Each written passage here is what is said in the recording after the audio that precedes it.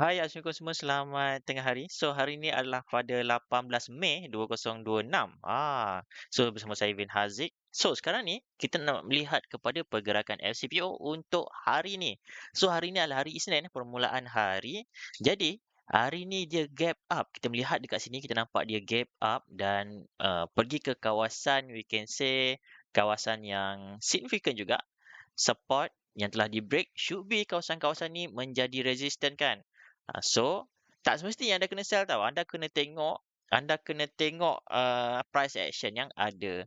Dan sekarang ni kalau kita lihat kepada time frame 1 jam, kita lihat ianya masih lagi dalam keadaan bullish punya movement. So kita kena menunggulah price action untuk kita nak participate untuk sell jika ada. Tapi sekarang ni kita lihat movement dia masih lagi dalam keadaan bullish, which is for those yang sell is sangat-sangat berisiko lah. Sangat-sangat berisiko.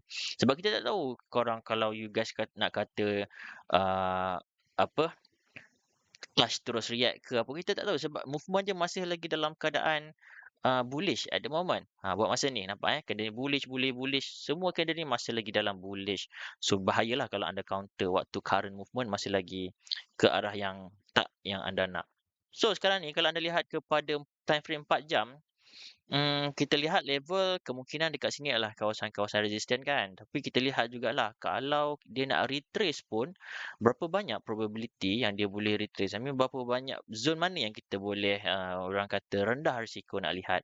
Kemungkinan anda boleh menunggu dia test kurang-kurangnya dalam sekitar 61.8 61% ke lebih kurang 62% dekat kawasan-kawasan sini, which is masih lagi ada room untuk ianya boleh bereaksi di sini. Dekat sini kita ada satu resistance kan. Resistance. So kemungkinan akan ada stop loss for those yang looking for sell kan. Diorang mungkin akan letakkan stop loss dekat atas ni.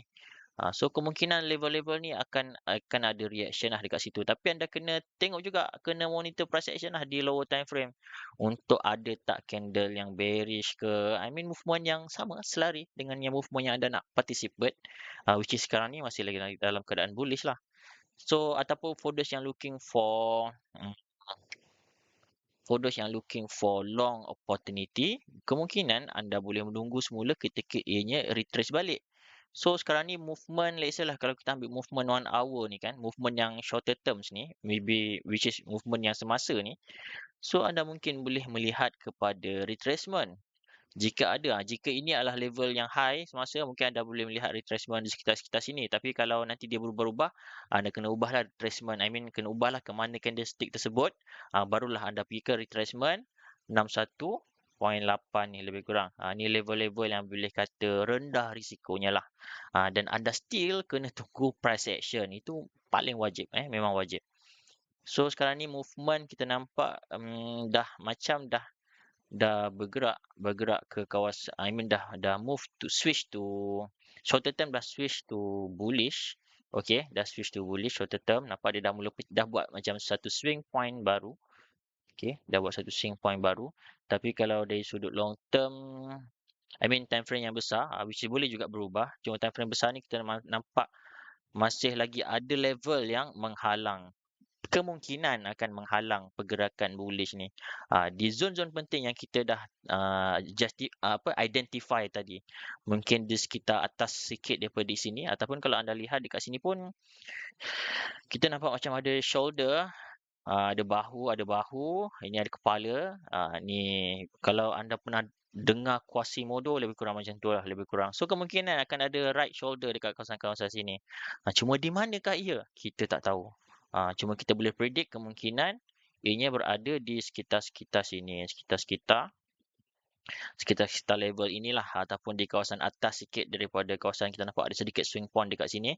Kemungkinan akan ada satu hunting, yang kita kena menunggu dia punya reactionnya nanti jika ada.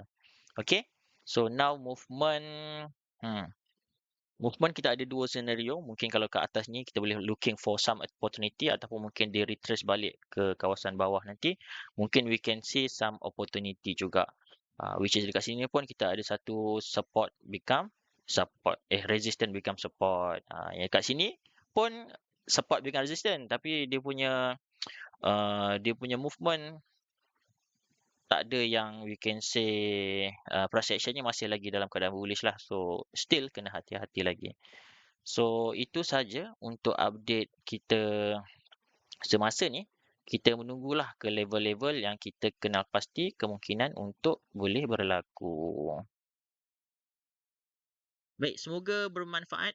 Macam hari tu kan kita dah share macam-macam kan. So adakah anda rasa perkongsian saya ini memberi manfaat untuk anda? Kalau ya, boleh hit like dan boleh tinggalkan sedikit komen di bawah. Adakah video saya memberi manfaat? Boleh komen lah. Jika ya, boleh type ya. Ataupun kalau tak nak komen pun, at least boleh like lah. Okey, terima kasih untuk support. Assalamualaikum dan salam sejahtera. Saya bin Haziq. Terima kasih.